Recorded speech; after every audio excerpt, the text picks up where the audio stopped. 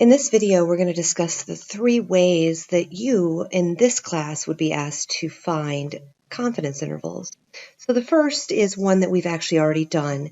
In the last video, when we did example 7, you were given a table in which one side of the table listed the values of the parameter that were being hypothesized in the null hypothesis, and on the right side, it gave the associated p-value. And in order to find the confidence interval, you compare your p-value to the given significance level and decide if it's a plausible value or not. So, for example, it asks to find a 99% confidence interval. A 99% confidence interval, that's 0.99, it's associated with a significance level of 1%, significance level of 0.01. So we compare our p-values to alpha equals 0.01. Remember, you reject the null hypothesis if the p-value is smaller than the 0.01. And you say that the value of the parameter is plausible, it's in the confidence interval, if its p-value is more than 0.01. So I look at the first row of the table. It says that the pi is equal to 0.45. It has a p-value of 0.007, which is smaller than 0.01, so that would be rejected. The next one, the null hypothesis, is that pi is 0.46, and that has a p-value of 0.012, which is bigger.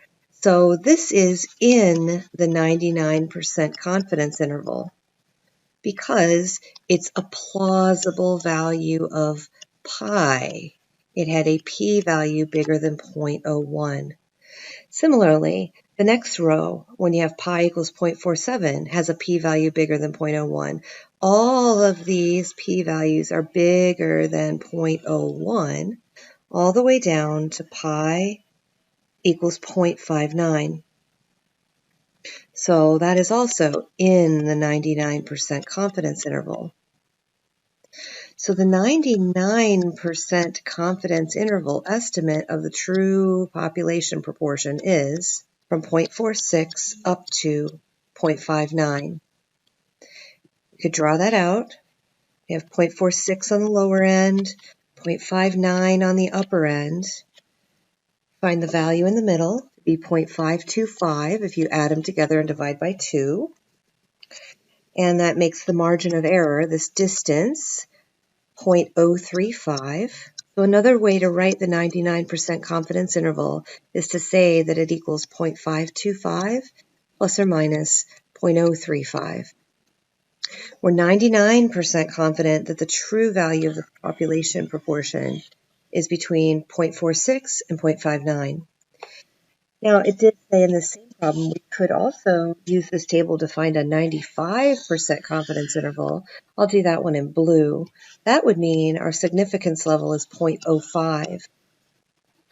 So if I do that in blue, we're comparing our p-values now to 0.05. So the first row of the table, the p-value is smaller than 0.05, so it's rejected. Also, the second row of the table has a p-value that's smaller than 0.05, so 0.46 is rejected. The third row of the table has a p-value of 0.045, so it's got a rejection on that null hypothesis. But the next one, 0.079, is in the 95% confidence interval because 0.079, a p-value of 0.079, is bigger than 0.05. So pi equals 0.48 is a plausible value of the population parameter. And again, you can continue that. You'll see a series of p-values that are bigger than 0.05, but they stop at pi equals 0.56. So the 95% confidence interval is from 0.48 up to 0.56. If we draw that one out, the low end's 0.48, the high end's 0.56. It's got a center of 0.52. Notice it should be the case that the 99% and the 95% interval have the same value in the center. The only reason they're different here is because this table was created using simulation. But if you're doing a purely theoretical mathematical approach, you would definitely get exactly the same values in the center. So here we have a margin of error, 0.04. And so the other way to write that interval is to say that it's 0.52 plus or minus 0.04. We're 95% confident that the true population parameter is somewhere between 0.48 and 0.56. Notice when we switched from a 95% to a 99%, the 99% interval is wider. If you're more confident, you're 99% confident, you have to cast a wider net. I'm more confident that it's in this bigger range of values. I'm less confident that I captured the true value of the population parameter when I have a smaller interval of values. Okay, so that's one way you'll be expected to find confidence intervals. Another way is called the 2SD method, the 2 standard deviation method. Now, the 2 standard deviation method is only used when we're trying to estimate a 95% confidence interval, only for this. You'll never, ever be allowed to use this to find like a 99% interval or a 98% interval or anything like that. It only works for a 95% confidence interval. So to do this, I'm going to go ahead and go through an example. It says 1,034 random U.S. adults are surveyed. They're asked, does the new healthcare law affect the respondent or their family? And 69% of the sample said that it had no effect. We want to find a 95% confidence interval estimate of the proportion of all Americans who feel that the law has no effect on them. Okay, so just noticing here, we have a p-hat of 0.69. That was our sample statistic. And this 1,034 is our sample size, so that's n. We are trying to build a confidence interval. So remember, the statistic always goes in the middle. So right off the bat, I can start off my confidence interval drawing here by putting the 0.69 right in the middle. We want to then find that margin of error so that we can find the lower end and the upper end of our confidence interval. Now, with this 2SD method, this margin of error is found by taking 2 times that standard error estimate. And the standard error estimate is going to be found if we're using a categorical sample like we have here with this formula, square root of p-hat 1 minus p-hat over n. Now notice that is very close to the true standard error of the distribution of sample statistics, which was pi 1 minus pi over n. But remember, we're trying to estimate the value of pi. We do not know it. All we really have is p-hat. So we are using an estimate of that standard error here with the square root of p-hat 1 minus p-hat over n. Now to find this margin of error, we're going to use that formula, square root p-hat 1 minus p-hat over n. So I do a square root of 0.69, 1 minus 0.69, divided by 1,034. I plug that in my calculator. I'm getting about 0.01, but the 2SD method says now take 2 times that. So I take 2 times that 0.01, I get 0.02. That is my estimate of the margin of error. It's the margin of error we're going to use here.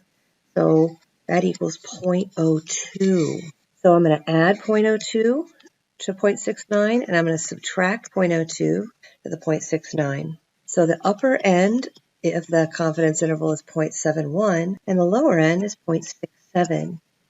Again, you use the formula to find the estimate of the standard error, you multiply it by 2, and that's your estimate of your margin of error. This is giving you a 95% confidence interval estimate. So my estimate is that pi is between 0.67 and 0.71. All right, and the third way that you'll be asked to find confidence intervals is the easy way. There is an applet called the theory-based inference applet, where you just go in, you check confidence interval, you select whether you're doing a proportion or a mean, and you tell it the confidence interval, and it will give you the answer. So let's actually use that theory-based inference applet to get the actual truly theoretical mathematical model version of that confidence interval we just estimated. So I'm going to open up the Rossmann Chance app. Okay, here I am in the applet. Over here under the statistical inference area at the bottom, it says theory-based inference. Go to the pull down and you either select one proportion or one mean, depending on whether you're doing a confidence interval for pi or a confidence interval for mu. And then, since we're doing one proportion, we're going to select that one. And then you check the confidence interval box and tell it what level you want. We were doing a 95% confidence level. I come over here and I put in the information. So we had a sample size of 1,034. We had a p-hat equal to 0.69. And when you hit calculate, it just tells you the confidence interval right here. 0.6614, 0.7178. Now comparing that back, notice how close that is to the estimate we got with the 2SD method. We said it was 0.67 up to 0.71. Here, with rounding, it would be 0.66 up to 0.72. So it was a very, very close estimate.